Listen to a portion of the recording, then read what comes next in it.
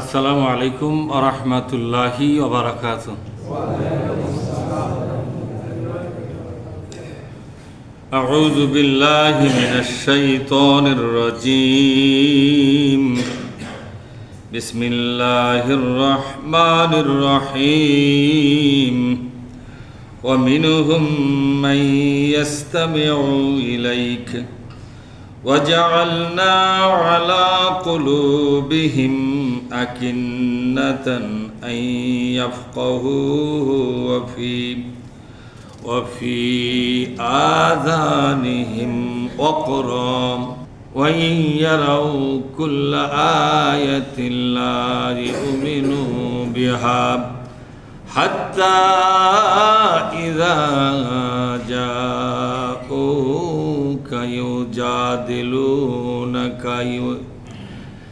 يجادلونك يقول الذين كفروا إن هذا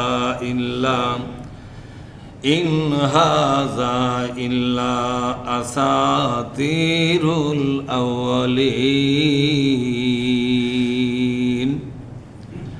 আমরা আল্লাহর দরবারে শুকরিয়া আদায় করি, বলি আলহামদুলিল্লাহ। সালাত এবং সালাম বিশ্ব নবী মুহাম্মদুর রাসূলুল্লাহ বলি সাল্লাল্লাহু আলাইহি ওয়াসাল্লাম। সম্মানিত মুসল্লিবৃন্দ, আপনাদের সামনে পবিত্র কোরআনের ৬ নম্বর সূরা আল আনআম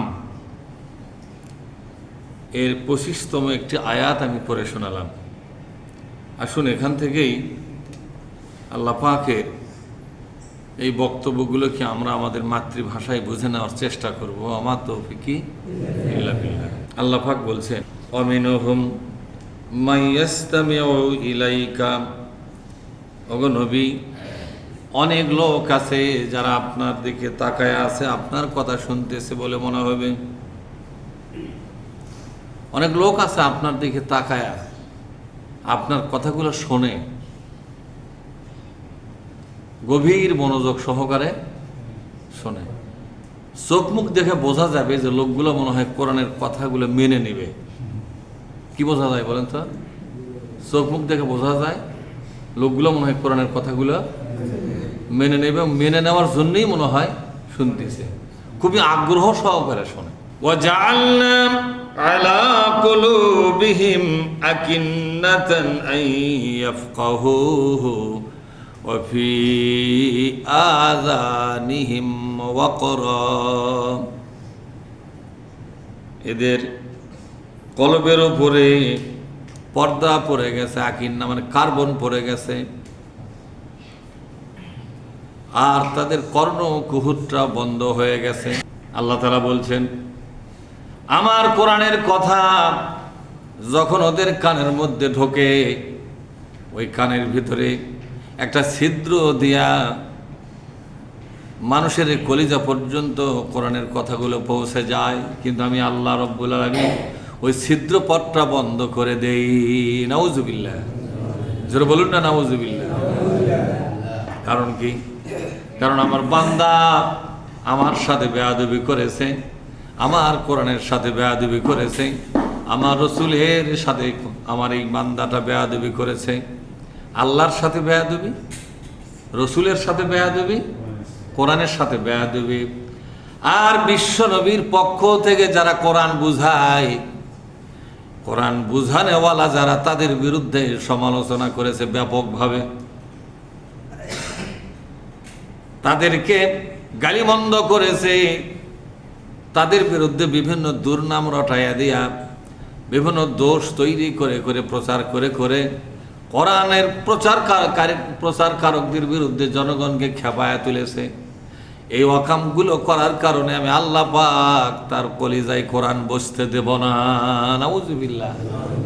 এজন্য আল্লাহ বলছেন, ওয়াজআলনা, আল্লাহ বলেন, ওয়াজআলনা আলা কুলুবিহিম আকিন্নাতান আন ইয়াফকাহুহু ওয়া ফি আযানিহিম ওয়াকরা, আর তাদের কানের মধ্যে আমি কানের ছিদ্রপটটা বন্ধ করে দিয়েছি সব শুনতে পাবে, কোরআনও শুনতে পাবে। কোরআনের কথাগুলো কানের পর্দা ভেদ করে কলিজা পর্যন্ত যাবে না। এটার রাস্তা আমি বন্ধ করে দিয়েছি কয়টা কারণে বলেন তো? একটা নবীর সঙ্গে বেয়াদবি করেছে, আল্লাহর সাথে বেয়াদবি করেছে, কোরআনের সাথে বেয়াদবি করেছে। বিশ্ব নবীর পক্ষ থেকে এ কোরআনকে যারা বেশি করে ভালো করে বুঝায় তাদেরকে ঘৃণা করেছে, তাদের বিরুদ্ধে শত্রুতায় তৈরি করে দিয়েছে। জনগণের মধ্যে তাদের দোষ চর্চা করে করে, দোষ বানায়া বানায়া প্রচার করে করে জনগণের কাছে কোরআনওয়ালাদের বিরুদ্ধে ঘৃণা তৈরি করে দিয়েছে। 4টি অপরাধের কারণে আমি আল্লাহ পাক তার কলিজাকে কোরআনের জন্য বাতিল বলে ঘোষণা দিয়েছি। কি বলে? এটা হবে না, এটা এটা ত্যায্য বান্দা।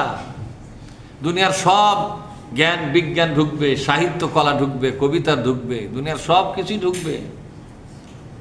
বড় বড় বিজ্ঞানী পর্যন্ত হতে পারবে, বড় বড় প্রকৌশলী ডাক্তার হতে পারবে, দুনিয়ার বড় বড় নেতা নেত্রী হতে পারবে, মেম্বার থেকে শুরু করে রাষ্ট্রপতি পর্যন্ত হতে পারবে। এটা তার জন্য সম্ভব। একটা জিনিস অসম্ভব হয়ে গেল, আল্লাহর কোরআন ধারণ করার যোগ্যতা ছিনে নেওয়া হলো। নাউজুবিল্লাহ, কোরআন হারা হয়ে গেল। সব অর্জন করতে পারবে, এই কোরআনের আমানতদার হতে পারবে না। কোরআনের বাহক আমি তাকে হতে দেব না, কোরআনের পক্ষের কোনো মানুষ হতে দেব না। কিন্তু এই লোকগুলোও কিন্তু কোরআনের মজলিসে বসলে কোরআন শোনে, শোনে কি শোনে না? কতক্ষণ না কেন? কিন্তু কোরআন 1000 বার শোনার পরও কেন কোরআন মানে না? আজকে তার কারণ পাওয়া গেল কিনা? কতক্ষণ না কেন? 1000 বার কোরআনের কথা বললো, কেন মগজে কোরআন ঢোকে না, কোরআনের পক্ষে আসে না? এমনকি এদের চালচিত্র দেখে মানুষেরা বলে, হুজুর কতদিন ধরে কোরআন বুঝাচ্ছেন, কি লাভ হলো? বলে কি বলে না? অনেক দিন ধরে তো কোরআন বুঝাচ্ছেন, লাভ কি হলো? মানে এগুলো চালচিত্র দেখে হনুমান মার্কালো, কি মার্কা চলে কর এলে হনুমান মার্কালো, পিছনে লেঙ্গুর থাকলে মনে হয় বান্দর ভুলিনি প্রায়, কিন্তু লেঙ্গুরটা নাই, বুঝলেন না? এরা বছরকে বছর কোরআন শুনবে কিন্তু কাম হবে না। কি হবে না জোরে কর? কাম হবে না। এই যে কাম হবে না, এটা আল্লাহর সিদ্ধান্ত। কোরআনের কোনো কথা তোমার কানের পর্দা ভেদ করে দিয়া, মগজ ভেদ করে দিয়া তোমার কলব মানে তোমার কলিজার মধ্যে আমি জমা হতে দেব না। কারণ কোরআনের ময়দানে আমি তোমাকে রিসিভ করব না, এ ময়দান তোমার জন্য আমি হারাম করে দিলাম। নাউজুবিল্লাহ বলেন। কোরআনের সাথে বেয়াদবি করবে, আপনার পরকাল শেষ। আরে আপনি জানেন, ওকে যদি বলা হয় আয়াতুল কুরসির বাংলা তর্জমা কর, ওই করে পারবে না।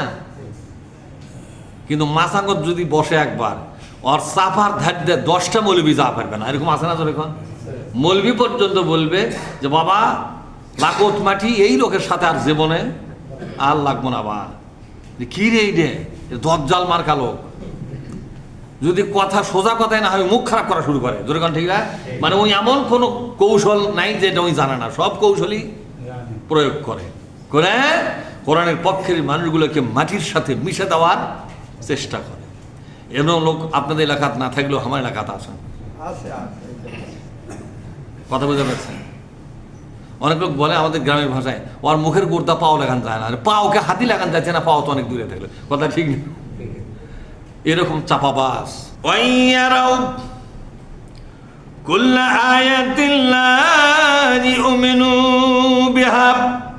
এটাও, এই অংশটাও হচ্ছে আপনার সূরা আনামের এই 25 নম্বর আয়াতের একটা আয়াতের একটা অংশ। কিছু লোক আছে, ওদের কাছে এই দুনিয়ায় যত আল্লাহ পাকের নিদর্শন আছে, আল্লাহ পাকের যত মেকানিজম আছে, যত কলা কৌশল আছে, আল্লাহ পাকের সৃষ্টি রহস্য সবগুলো খুলে খুলে যদি বলে দেন, মহাসত্য জানবার জন্য বুঝবার জন্য সকল আয়োজন যদি আপনি করেন, এমনকি আল্লাহর কোরআনের প্রত্যেকটি আয়াত ধরে ধরে যদি তাকে বুঝান, কুল্লা আয়াতেন বলেন, কুল্লা, কুল্লা মানে কি? সর্বপ্রকার। কুল্লা মানে কি? সর্বপ্রকার আয়াতগুলোকে খুলে খুলে যদি তার সামনে উপস্থাপন করেন, এমনকি এই দুনিয়ার আকাশ ও জমিনের সমস্ত নিদর্শনগুলো সমস্ত সৃষ্টি রহস্যগুলো, আল্লাহ পাকের মেকানিজম এবং আল্লাহ পাকের কলা কৌশলগুলো, এগুলো যদি খুলে খুলে তাকে দেখান, এমনকি ইতিহাসের উত্থান এবং পতন আছে না জোরে কোন? অনেক জাতির উত্থান হয়েছে কেন, পতন হয়েছে কেন, এই উত্থান আর পতনের কারণগুলো যদি খুলে খুলে বলেন, এগুলো নিদর্শন, এগুলো আয়াত, তাই তারপরেও লা ইউমিনু বিহা, জীবনে কোনোদিন আল্লাহর কোরআন কবুল করবে না। কে বলেছেন? তুমি বুঝাতে বুঝাতে গোটা কোরআন যদি গুলা খিলাও, কুল আয়াত মানে গোটা কোরআনই গুলে খিলাও যদি, এমনকি আসমান আর জমিন পর্যন্ত যত নিদর্শন আছে, সৌরজগৎ থেকে শুরু করে পানিরাশি, স্থলভাগ, জলভাগ এবং বন জঙ্গল, পাওয়ার অফ সেকশন থেকে শুরু করে মহাশূন্যের মধ্যে যে পথগুলো আল্লাহ তৈরি করেছেন, বিমানের পথ, রকেটের পথ আছে না নাই জোরে কোন? মানুষ তো কেবল বুঝতেছে আকাশেও কিন্তু পথ আছে, আছে না জোরে কোন? নদীর মধ্যে নদী পথ আছে, জাহাজের পথ, সাগর মহাসাগরের ভিতরে জাহাজগুলো কেমনে চলবে তার নিশানা আল্লাহ তাআলা নির্ধারণ করে দিয়েছেন। এত কিছু নিশানা, এত কর্মকৌশল, সৃষ্টি রহস্য খুলে খুলে বর্ণনা করার পর লোকটাকে যদি কোরআনের প্রতি দাওয়াত দেওয়া হয়, লা ইউমিনু বিহা, বলেন লা ইউমিনু বিহা, জীবনে কোনোদিন ঈমান আনবে না। এই জাতটাই কেন? এরা শুনবে মজা করে, বক্তা মনে করবে কামনাই হচ্ছে, আমার কথা বোঝেন নেই? তাহলে আমি যে প্রায় এই কোরআন তাফসীর খালি এখানে না তো, প্রায় দিনই করি, আবার যা তাফসীর শুরু করি, এইভাবে আমার জীবনটা চক্রাকারে চলছে।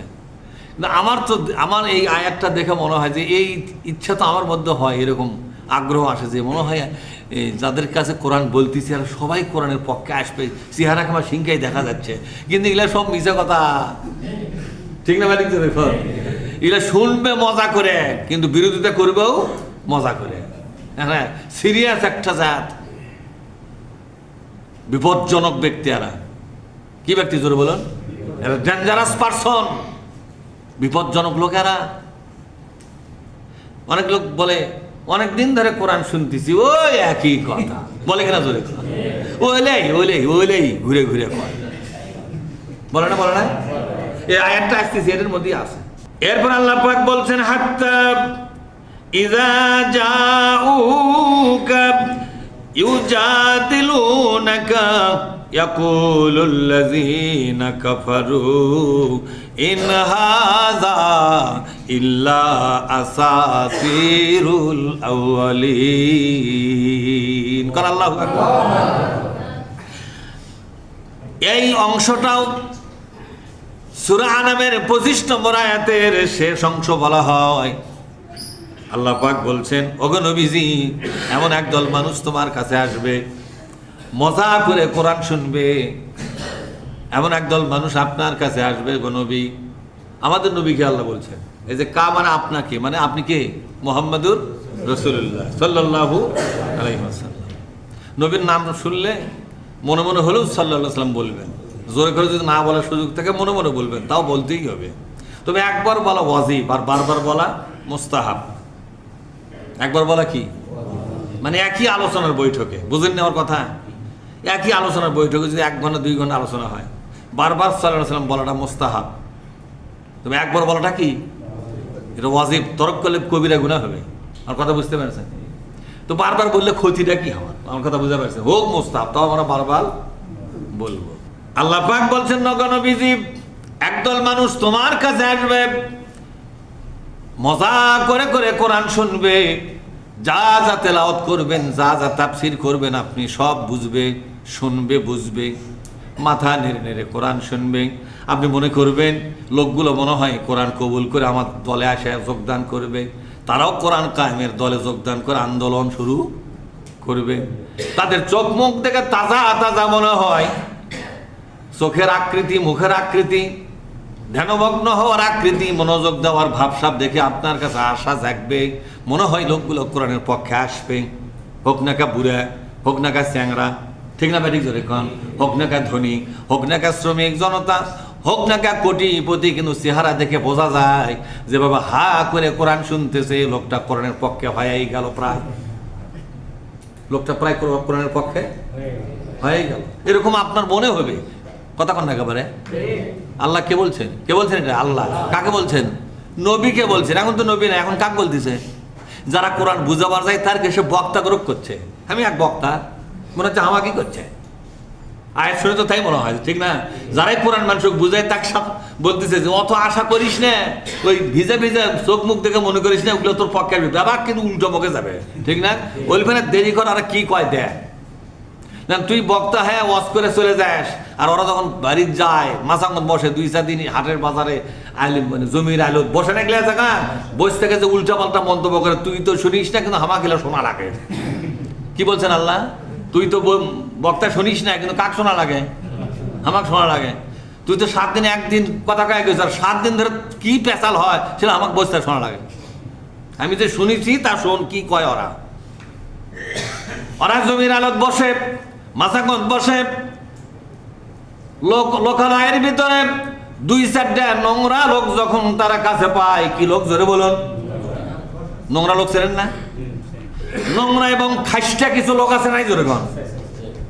কিছু লোক আছে খাইস্টা এবং নোংরা আছে না জোরে কোন? এরকম দুনিয়ার কোনো ভালো কথার মাথা ঢুকবে না, ওই যত উল্টা পাল্টা কথা কর মধ্যে খাইস্টা এগুলো। এগুলা কি জোরে কোন? খাইস্টা না আইস্টা আল্লাহ জানে। এই সমস্ত খাইস্টা এবং নোংরা লোক যারা, এরা যখন 2-4 জন একত্র হয় তখন তারা বলে, কি বলে শোনেন, তখন ওগো নবীজি আপনার সঙ্গে ঝগড়াঝাটি শুরু করে, এটা কেন হলো, ওটা কেন হলো। তাহলে আপনি বলেন তো, আপনার এই কোরআনের আন্দোলন যারা করেনি সেই লোক যদি জাহান্নামে যায়, তাহলে আমাদের বাপদাদারা কোথায় গেছে? মানে কোরআনের আলোচনা করবে, যে এখন ওর বাপদাদা কবরত গেছে, সেটা জান্নাতত গেছে না জাহান্নামত গেছে, সেটা কয় দাঁড়ে বাঁচা। এটা যদি কয় তোর বাপ জাহান্নামত গেছে, বাঁচাবে? কথা না দেখেন, কোন সোল তার বাপ জাহান্নামত গেছে এটা কি বিশ্বাস করবে? এটা কবা গেলে কিন্তু কিরণ শুরু হবে, হবে কিনা? তোর গান এমন মুক্তি মারবে আপনাকে, আপনার সোফাই ভেঙে দেবে যে আমার বাপ জাহান্নামত গেছে, তুই দেখছু? যদি কোন জান্নাতত গেছে তখন আল্লাহ কবে কে তুই দেখছু? দোয়াকে আমি জান্নাত দিয়েছি, তুই কার তালক করে জান্নাতের কথা বলে? মানে এমন এক জায়গাটা পড়ছি আমরা, উপরে গেলে আল্লাহ ধরে কুপাবে, নিচে গেলে এরা কুপাবে। কোন দিকে যাই আমরা এখন?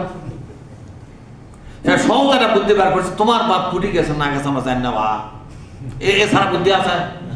তোমার বাপ মারা গেছে, আল্লাহর কাছে ফাইল পত্র জমা হয়েছে, জান্নাতত গেছে না জাহান্নামত গেছে এটা আমি তো কওয়া পারবো না। তখন ওরা বললো তুমি কেন নবী, তুমি কওয়া পারেন না? তুমি আসল নবী হলে কবার ঠিকই পারেনি, তুমি আসল নবী লো। দেখছেন কথাটা? তার মানে ক্যাসার লেগে দেওয়ার যত কথা কবে। এখন নবী বলতেছে আমি আসল নবী, বলছে আসল নবী হলে তুমি জানো না কেন? কম আমার বাপ দাদার করে গেছে। এখন নবী যদি বলে তোমার বাপ দাদা জান্নাতে গেছে, তখন এরা আবার উল্টা ফন্দি বার করবে, বলবে ওগো মুহাম্মদ, আমরা বলবো সাল্লাল্লাহু আলাইহি ওয়াসাল্লাম, তোমার মতো নবীর দল পাঠি না করেও যদি আমার বাপ দাদা জান্নাতে যায় থাকে, তুমি তো বলতেছ, তাহলে আমরা কোনোদিন তোমার দল করবো না, জান্নাতে এমনি যাব। মানে এই কথা বলেও এক সমস্যা। আর যদি কোন জাহান্নামে গেছে তো কোমান আর দেরি হবে না, তুই ওটি শুরু করবো না। আল্লাহ নবী শুধু বলেছেন ওগুলোর ফাইলপত্র আল্লাহর কাছে জমা হয়ে গেছে, তাদের যা পরিণতি তারা তা ভোগ করতেছে। যদি তারা ভাগ্যবান হয়ে থাকে জান্নাতি হয়ে গেছে, দুর্ভাগা হলে জাহান্নামী হয়েছে। এটা আমার বলার কিছু নয়, আমি শুধু এসেছি আল্লাহর নাজিল করা কথাগুলো তোমাদের কাছে পৌঁছে দেওয়ার জন্য। ওয়ামা আলাইনা লিল বালাগ, বলে ওয়ামা আলাইনা লিল বালাগ, পৌঁছে দেওয়া ছাড়া আমার আর কোনো কাজ নাই। কারো পরিণতি বর্ণনা করা, মারা গেছে সেটা এসে দেখে এসে কয়ে দেওয়া যে তোমার বাপক দুজক দেখে এলে সম্ভব? ওখানে বিভিন্ন ভাবে ঝগড়াঝাটি করবে ওরা। ঝগড়া করাটাই হলো ওদের আসল চরিত্র। যারা এই দুনিয়ায় সঠিকভাবে কোরআনের কথাগুলো বলবে, তাদের বিরুদ্ধে একদল নোংরা লোকেরা ঝগড়ায় লিপ্ত হয়ে যায়। হয় কিনা জোরে কোন? হয়তো ওই বক্তার সাথে তাৎক্ষণিক ভাবে হয় না, কিন্তু ওই অন্য লোকের মধ্যেই ঝগড়াটা ছড়ে দেয়। দেয় কিনা জোরে? সব সময় ঝগড়ার মধ্যেই থাকে। ওর 2-4 জন থামার লাগে, থামে না, এরকম অবস্থা। এরপরে তারা বলে, তারা বলবে এ কোরআনের কথা এবং প্রস্তাবগুলো যারা মানতে চায় না, এ কোরআনের কথা এবং প্রস্তাবগুলো যারা মানতে চায় না, তারা বলে ইন হাযা, বলেন আমার সাথে, ইন হাযা ইল্লা আসাতিরুল আউয়ালিন। বলতেছে তো ওগুলো মেলা কথা শুনছি, ওগুলো আগলে এমনকার কথা, আগে থেকেই কয়, এখনো ওইলেই কয়। দেখছেন? তাহলে এই যে আগে যে কথাটা বলছিলাম না, তা প্রমাণ পারেন আপনারা কোরআনে। ওরা বলে যে রাখো, ওগুলো বহুদিন থেকে ওগুলোই শুনতেছি আমরা, আমার বাপ দাদারা ওগুলোই শুনেছি, আমরাও শুনতেছি। ওগুলো কথার গুরুত্ব দিয়ে কোনো, এগুলো পুরানা কথা, এগুলো এগুলো কি কথা, মানে মহাসত্য হওয়ার জন্য মনে হয় নতুন কথা হওয়া লাগবে। আচ্ছা, সব কথা কি নতুন হওয়া লাগে? আসমানের মালিককে, এ কথা পুরানা না নতুন? তাহলে এখন বাদ দে, কোন কথা হবে এখন? তাহলে আসমানের মালিক কোয়ালিবি সলিমুদ্দিন, এটা হলো নতুন। সত্য হওয়ার জন্য কি নতুন হওয়া শর্ত, না সত্য হওয়া শর্ত? আসমানের মালিক আমার আল্লাহ, জমিনের মালিক আমার আল্লাহ। তোমার 14 গোষ্ঠী শুনে গেছে এই কথা, আদম নবী থেকে শুরু করে আজও পর্যন্ত এই একই কথাই কিন্তু বলা হচ্ছে কিনা? কেউ যদি বলে এলো পুরানা কথা, এলো কথা পুরাতন না, এটা মহাসত্যের কথা, ঠিক না? বাড়ি জোরে কর। আরে কথাকে মাটির পাইলে ওগুলো পুরাতন হয়? তুমি ছোট থেকে তোমার মা করে ডাকছো, তোমার বয়স 80 বছর, এখন তুমি কি কবা? ওই 80 বছর আগে যা ডাকছো তাই কবা, না নতুন কিছু কবা নাকি? কিরকম বেয়াদব লোকেরা কইছিলা পুরানা কথা, পুরানা কথা, ওগুলো মেলা দিন শুনছি, ওগুলো ভালো লাগে না। নতুন কিছু থাকলে কর, নতুন কি আছে? কোরআন শরীফ আয়াত কি বদলান যাবে? কত ওই আগে থেকে যে আয়াতটা আছে ওটাই আছে না? এখন যদি কোনো লোক, কোনো নোংরা লোক যদি বলে মৌলবি ওই নামাজে শুরু করতে আলহামদুলিল্লাহ সূরা পাঠ করে, এতদিন ধরে আলহামদুলিল্লাহ কি নতুন কিছু নাই, কি বার করবে নতুন মৌলবি? আলহামদুলিল্লাহ সূরা পাঠ কি বার করবে? কোন পুরাতন কথা নয়। আল্লাহর নবী বলেছেন লা তুহসা আজাইবুহু, বলেন লা তুহসা আজাইবুহু ওয়ালা তুগলা গারাইবুহু ফিহি মাসাবিহুল হুদা ওয়া মানারিল হিকমা। এই কথা কোনোদিন পুরাতন নয়, চিরন্তন ভাবে নতুন কথা। সুবহানাল্লাহ। এই পৃথিবীর যত শতাব্দীর পরে, যত হাজার লাখ কোটি বছরের পরে যদি কোরআন শোনে, যারা শুনবে তাদের কাছে মনে হবে নতুন কথা, এর কোনো পুরাতন নাই। বিশ্বনবী এ কথা অনেক আগে বলে গেছেন যে কোরআনের কথা পুরাতন নয়, সব সময় তোমার কাছে নিত্য নতুন বলে মনে হবে। সুবহানাল্লাহ বলবেন না? নিত্য নতুন বলে মনে হবে। কিন্তু কোরআনের ব্যাপারে মনোযোগী হওয়া লাগবে, তা না হলে এটা বুঝতে পারবেন না। এবার আল্লাহ পাক বলছেন, ওরা বলে এই কথাগুলো পুরানা কথা, বাপ দাদার আমল এগুলো শুনেছি, আর এগুলো ভালো লাগে না। ওই ওয়াজ, একই ওয়াজ বারবার, একই কথাই বারবার, এগুলো ভালো লাগে না। আজকে সকালে আমার কাছে গমনিচ্ছু একজন হাজি, মানে হাজি হয়নি, গমনিচ্ছু, মানে 20 তারিখে সৌদি নামবে, সকালে চলবে, বিকালে নামবে। এখন তো যাতে বেশি সময় লাগে না, 5-6 ঘন্টা লাগে, 7 ঘন্টা, যাই হোক। আচ্ছা, সকালে আমাকে দেখানে বলছে, ফজরের পরে ওর সাথে দেখা। তাই বললাম, ভাই স্বামী স্ত্রী দুইজন মিলে কত লাগলো? 13 লাখ। তো ভালো, অনেক টাকাই, খুব মূল্যবান একটা ইবাদত, তাই না? মূল্যবান না? আচ্ছা, 5 ওয়াক্ত নামাজ পড়তে কয় টাকা লাগে? কতক্ষণ দেখায়? কিন্তু আমি হিসাব করলাম, বুঝলেন, আজকে ওর টাকার হিসাব করলাম, 45 দিন থাকবে, 45 দিনে প্রতিদিন 15,000 করে টাকা। কত? তো 45 15,000 গুণ করলে যে টাকা, সেই টাকা লাগিচ্ছে। আমি বললাম একটা দিনে খরচ যাচ্ছে কত? 15,000। একটা ফরজের পিছনে কটা খরচ যাচ্ছে? ওটি একটা ফরজের পিছনে কত যাচ্ছে দিনে? 15,000। তাহলে কত বড় মানে ব্যয়বহুল একটা ইবাদত না এটা? এই যে ধনীদের জন্য। আমি বললাম, ভাই এত ব্যয়বহুল একটা ইবাদত আপনি করতে যাচ্ছেন, আল্লাহ আপনার ইবাদতটা কবুল করুক, তবে শর্ত হলো আপনি ওখানে কিছু শপথ করবেন। কোথায়, কোন জায়গার শপথ? আমি কাবা শরীফ ঘোরার সময় কোথায় তালবিয়া, তালবিয়ার বাংলা কি? তালবিয়ার বাংলা শপথ নামা। তালবিয়ার বাংলা কি? জোরে বলুন। শপথ, কসম খাওয়া, অঙ্গীকার আবদ্ধ হওয়া, অঙ্গীকার করা, শপথ করা। আমাদের স্কুল কলেজ হতো না, স্কুল মাদ্রাসায় ক্লাস 10 পর্যন্ত অ্যাসেম্বলি হয় না? অ্যাসেম্বলিতে কি পড়ানো হয়? আমি শপথ করতেছি যে নাকি ক্ষমতা গেলে দেশের 12টা বাজাবো, এগুলো শপথ? দেশের টাকা বিদেশে দিয়ে বাড়ি করে ওই সব বাড়িগুলো হারাম হয়, এগুলো শপথ কেউ করে? কিন্তু শপথ তো ঠিকই করে, কিন্তু কামগুলো কি? শপথ করা খুবই সহজ, এই শপথটা রক্ষা করা কিন্তু কঠিন। জোরে কোন ঠিক না? মন্ত্রী সাহেবেরা, এমপি, ডিসি, এসপি এবং এমনকি মেম্বার পর্যন্ত নির্বাচিত হওয়ার পরে, চাকরি পাওয়ার পরে শপথ করে চেয়ারে বসা লাগে না? জোরে কোন। কেউ যদি ধরে দিতে পারে লোকটা শপথ ভঙ্গ করেছে, যেদিন শপথ ভঙ্গ করবে নিয়ম অনুযায়ী তাকে চাকরিচ্যুত করা হবে, পদচ্যুত করা হবে, ওই পদে থাকার আর কোনো অধিকার তার থাকে না। প্রত্যেক হাজি কাবা শরীফ তওয়াফ করার সময় যে তালবিয়া পাঠ করে, তালবিয়া মানে এটা শপথনামা। কি নামা? জোরে কোন। এটা প্রতিজ্ঞানামা, শপথনামা, অঙ্গীকারনামা। লোকটা আল্লাহকে হাজির নাজির জানিয়ে কাবাকে সামনে নিয়ে বলছে, আল্লাহ তোমার কাবাকে সামনে নিয়ে ঘোষণা করতেছি, শপথ করতেছি, আর কোনোদিন তোমার সাথে শরীক সাব্যস্ত করব না। সুবহানাল্লাহ বলবেন না? আর কোনোদিন শরীক করব না গো নবী, ওগো আল্লাহ, আর কোনোদিন আমি শরীক করব না। লোকটা বলল, হুজুর শরীক তো আমি করি না, আমি তো শিরকের গুনাহ করি না। আমি বললাম, ভাইজান শিরক হলো দুই ধরনের। কয় ধরনের? ওয়াজ করেছি আপনাদের শুনে দেই, কথা হয় না, সময় যেহেতু আজ শুনে দেই। সকালে যে ওয়াজটা আমার কাছে করেছি শুনে দেই আপনাদের। লোকটা পরে সন্তুষ্ট হয়ে গেল, কিন্তু আমি জানি না কি হবে। কোরআনের এই পাতা তো করেছি, পড়ার পর চিন্তা করতেছি মজা করতে সগলি শুনে বলে, কিন্তু পরে যাকে আমার উল্টে ফেলে দেয়। কথা ঠিক না? কি কারণে উল্টে আল্লাহ জানে। যাই হোক, আমি বললাম, বন্ধু শিরক হলো দুই ধরনের। কয় ধরনের? এক নম্বর শিরক হলো বস্তুগত শিরক। বলেন তো কি? একটু পড়াশোনা করেন না। এক নম্বর শিরক কি? বস্তুগত শিরক। মূর্তি পূজা। মূর্তি একটা বস্তু না? বস্তু কাকে বলা হয়? যা দৈর্ঘ্য, প্রস্থ, আকার আছে না? এগুলা বস্তু। মূর্তি একটা বস্তু, পানি একটা বস্তু, পাহাড় বস্তু, গাছগাছালি বস্তু আছে না? এখন গাছ পূজা, বাঁশ পূজা, পাহাড় পূজা, তারকা পূজা, সূর্য পূজা, আকাশ পূজা, বাতাস পূজা আছে না? এখন এই বস্তুগুলোর পূজা যে করা হয়, সেটা মুক্তিযোদ্ধার মূর্তি যদি হয়, মুক্তিযোদ্ধার মূর্তিকে সম্মান করাটাও হলো পূজা। এটাও শিরক। এটা কি?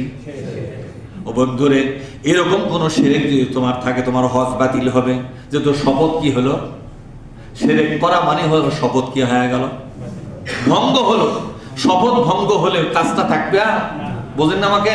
হাজির পদ থেকে পদচ্যুত করা হবে, মানে তাকে আর হাজি ডাকা হবে না। হাজিগিরি শেষ। মানুষ কবে হাজি, কিন্তু আল্লাহ বলবে না কিসের হাজি? হাজি নাই তো, হাজির বাতিল করে দিছি। শিরক করলো কে? কথা ঠিক না? আমার কাবা শরীফে চলতে ঘোরে আর কয় শিরক করবো না, শিরক করবো না, বাড়ির যাই আবার শিরক শুরু করছে। এই হাজি না কি রে? আর হজ বাতিল। ওই 15,000 করে টাকা প্রতিদিন করে মতো সব কি হয়ে গেল? বাতিল করছে। হুজুর আর একটা কি? আমি বললাম আর একটা হলো নীতিগত শিরক। আর একটা কি? জোরে বলুন। আর শিরকু ফিল হুকমিয়া, হাদিসের ভাষায় যেটা আসছে, আর শিরকু ফিল হুকমিয়া, নীতিগত শিরক। আর একটা শিরক হলো আর শিরকু ফিজ জাত, বস্তুগত শিরক, অস্তিত্বগত শিরক। আমার কথা বুঝতে পারছেন? নীতিগত শিরকটা হলো আল্লাহ পাক কোরআনের মাধ্যমে যে নীতি পেশ করেছেন, এই নীতির বিকল্প নীতি যারা বানাবে, এটাই হলো শিরক। কোরআনের বিকল্প নীতিগুলো সবগুলো হলো কি? যেমন কোরআনের মধ্যে আছে যাকাত ভিত্তিক অর্থনীতি, আর বাইরে চলতেছে সুদের অর্থনীতি। আমার কথা বোঝেননি? কোরআনের বিকল্প যাকাত ভিত্তিক অর্থনীতির বিকল্প বানালো সুদের অর্থনীতি। এটা হলো শিরক। কোরআন বানালো চোর ধরে হাত কেটে দাও, ওরা বানালো চোর ধরে 6 মাসের জন্য জেল দাও। এটা হলো নীতিগত শিরক। ঘরে বাইরে আপ টু বটম পর্যন্ত যত জায়গায় আল্লাহর কোরআনের সমাধান পেশ করা আছে, এই সমাধানের বিকল্প সমাধান যারা বানালো, এই বিকল্প সমাধানকে বলা হয় নীতিগত শিরক। আর একটা আছে কুসংস্কার। এটা একটা শিরক। কুসংস্কার বোঝেন? জন্মদিনে বিয়ে হওয়া যাবে না, আছে না? অনেক আমার কয়েকদিন আগে মোবাইল দেখেছে, হুজুর জন্মদিনে কি বিয়ে করা জায়েজ না না জায়েজ? আমি বললাম ফরজ। কি কবে এখন মেজাজ এমন খারাপ আছে। আমার পাশের লোক করছে, হুজুর কিসের ফরজ? আমি জন্মদিনে বিয়ে হওয়া, ওই করছে জায়েজ না জান। কি উত্তর দেয়? মানে মোবাইল কেটে দেওয়ার পরে আমি ফরজ করে দিছি। পরে আমার কাছে ফরজ মানে কি? আমি বললাম যে তোমার আগে বিশ্বাস ভাঙ্গা লাগবে, সেদিনই বললাম ফরজ। জন্মদিনে বিয়ে হওয়া যাবে কি যাবে না প্রশ্ন করো কেন? বিয়ে যে কোনো দিন হওয়া যাবে। আমার কথা বলছেন, যে কোনো দিন হওয়া যাবে। শুধুমাত্র নিজের বাড়িতে যদি নিজের স্বামী মারা যায়, নিজের বাবা মারা যায়, 3 দিন পর্যন্ত শোক করা লাগবে কিনা? আর স্ত্রীর জন্য বেশ কিছুদিন সময় বেঁধে দেওয়া আছে না? 3 দিন পর্যন্ত ওই পরিবারে কোনো আনন্দ উৎসব করা। এই 3 দিনে তোমার বিবাহ করা হারাম নয়, তবে জায়েজ বলা হয় নাই, এটাকে মাকরু বলা হয়েছে। কি বলা হয়েছে? মানে হারাম বলা, তাও হারাম বলা হয় নাই। আর এই বছর জন্মদিন, কিসের জন্মদিন রে? হ্যাঁ, এরকম সেটা কাছে নাই। যেরকম শনিবারে মাস কাটা হবে না, কি হবে? শনিবারে মাস কাটে কি হবে? তো শনির দশা পড়া লাগবে। আর শনির দশা কাটতে হবে। আবার মঙ্গলবারে কাটা হবে না। বাংলাদেশের অনেকগুলো ডিস্ট্রিক্টে সফর করতে গিয়ে দেখলাম সপ্তাহ প্রত্যেকটা দিনই মাস না কাটার জন্য এক এলাকায় আছে। সবগুলো লোক 1 গ্রামও যদি নিয়ে এসে বাড়ি করা হয়, বাস্তব যদি 1000 বিঘা পর্যন্ত হয়, আর সবগুলো ডিস্ট্রিক্টের লোক যদি 1 গ্রামের লোক হয়, জীবনে কোনোদিন ওখানে মাস কাটতে পারবে না। তখন প্রত্যেকটা বাড়ি কিন্তু কেউ না কেউ বাধা দিবে কেন? বলছে না, শুক্রবার তো চলবে না, ওই শনিবারও তো চলবে না, মানে একের বাসই শেষ, ঠিক না? সব মাস খড়ি হয়ে যাবে, কাটতে পারবে না। কি কুসংস্কার! পিছন থেকে বাইরে ডাকতেছে, এমন করছে যে বাইরে তুমি তোমার টাকার হিসাব নাই, চলে যাচ্ছে, 5 থেকে ডাক দিলে। আরে মিয়া, পিছন ডাক দিলে তোমার না যাইছে, কথা তোমার কে বলেছে? কে বলেছে তোমাকে? যাত্রাপথের শুভ আর অশুভ কাকে বলা হয় জানেন আপনি? যাত্রাপথ শুরু করবেন বিসমিল্লাহি তাওয়াক্কালতু আলাল্লাহ। বিসমিল্লাহ বলেন, বিসমিল্লাহি তাওয়াক্কালতু আলাল্লাহ ইন্নাল্লাহা বাসীরুম বিল ইবাদ। আরো অনেক দোয়া আছে, যাই যেটা পারছে মুখস্থ করছে। অনেকগুলো 8-10টা দোয়া দেখা যায় বাড়িতে বের হওয়ার। তা আমি না একটা বললাম, আপনার যদি অন্যটা জানা থাকে আলহামদুলিল্লাহ, সমস্যা নেই। কিন্তু আল্লাহর নামে বাড়ি থেকে বের হবেন, প্রথম কি পা দিবেন? বাড়িতে বের হওয়ার সময় ডান পা দিবেন, বেরিয়ে যাবেন কার নামে? সাহায্য চাবেন কার নামে? আল্লাহর কাছে সাহায্য চাবেন। এটা হলো যাত্রাপথের শুভ। আর আপনি পেঁচাল পাততে পারতে বাড়ি হচ্ছে, এই তো কুষণ্ড লোক, কথা ঠিক না? আর যাত্রাপথে কুষণ্ড, এই হলো কুশে দেব। যে ব্যক্তি আল্লাহর নামে বের না হয়, উল্টো পাল্টা কথা করতে করতে বাইরে হয়ে যায়, মুখ খারাপ করতে করতে বাইরে হয়ে যায়, বাইরে লিখ সোল বলো কুত্তে লিখ গাল পাতে পাতে বাইরে হয় না। মুখের আগে বিলাই বলছে, কুশা সরকার করছে যে ইলে কি জমজাল। আরে তুমি তো যাত্রাপথ তুমি নষ্টই করে দিলে, কথা ঠিক না? এগুলো না দেখে বলছি না, দেখেই বলতেছে। তো গ্রামের মধ্যে থাকে তো মেলা কীর্তন দেখা যায় ভাইরা আমার। সেজন্য আপনাদেরকে বলবো, আসুন না আমরা শিরক মুক্ত হই, হজও ঠিক থাকবে, নামাজও।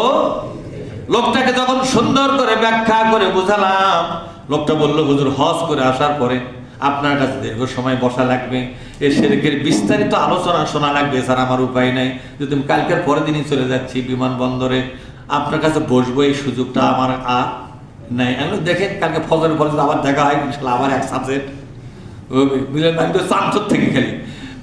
সম্মানিত ভাইয়েরা, আসলে আমি আল্লাহর কোরআনের কথা যেভাবে বুঝাচ্ছি, এরা যদি আল্লাহ পছন্দ করে আমার লাভ আছে না নাই? তাহলে এই কোরআনের একজন মালিক আছে না? এই মালিকের নাম কি? তা আমি ওনার কোরআন, ওনার বান্দাদের কাছে আমি আমাকে আল্লাহ যে যোগ্যতা দিয়েছে, সেই যোগ্যতা দিয়ে বোঝাবার শতভাগ চেষ্টা করতেছি। একটা বেতনের আশায়, সে বেতনটা কি বলেন তো? সে বেতনটা আল্লাহর হাতে। যখন কার কাছ থেকে? আল্লাহর হাতের বেতনটা যেদিন পাবো, আমার জীবন সেদিনই ধন্য হবে। যত গালি গালাজি হোক, যত হিংসা প্রতিহিংসাই হোক, যত রকমের আমি শত্রুতার মধ্যেই পড়ি, সব ভুলে যাব যেদিন আল্লাহর হাত থেকে বেতনটা আমি পাবো। এই পৃথিবীর সব যন্ত্রণা ভুলে যাব। আল্লাহ নিজেই বলছেন, বান্দা বিগত দিনের সমস্ত দুঃখ কষ্টের বিনিময় হিসেবে আজ আমি তোমাকে জান্নাতের মেহমান বানায়া দিলাম। তুমি খাও, ভোগ করো, থাকো চিরকাল, আর আমার সান্নিধ্যে থাকো, আমি আল্লাহর কাছাকাছি থাকো, যখন মনে চায় আমার সাথে কথা বলতে পারবে তুমি। সুবহানাল্লাহ বলেন। আল্লাহ তাআলা আমাদের সবাইকে ক্ষমা করে দিন, কোন আমিন। আসসালামু আলাইকুম ওয়া রাহমাতুল্লাহ। আর শোনেন একটু জানান, আমাদের হাজী সাহেব, মানে আমাদের মেম্বার সাহেবের বাবা, মরহুম মেম্বার আছে না, কি নাম বলেন তো? মৌলানা আব্দুল কুদ্দুস। খালি কুদ্দুস বলতো, মৌলানা মানুষ ছিলেন। মৌলানা আব্দুল কুদ্দুস সাহেবের বোন, ওই যে বগুড়া যেটা আছে, সে বোনটা হঠাৎ করে মারা গেছে। দেখেন, হাজী সাহেবের পরিবার চলে গেছে, তার বগুড়ার জামাইটাও মারা গেছে, হঠাৎ করে তার মেয়েটাও মারা গেছে। যে বাড়ির থেকে আমাদের মসজিদে প্রতি বছরে বড় অঙ্কের কিছু সহযোগিতা মসজিদের নামে কিন্তু এবার মনে হয় কয়েকদিন আগে দেওয়া দেখছি মনে হয়, দিচ্ছে না? হ্যাঁ, এই যে সহযোগিতা, এই মহিলা মানুষটা তিনি দুনিয়া থেকে বিদায় হয়েছেন হঠাৎ করে।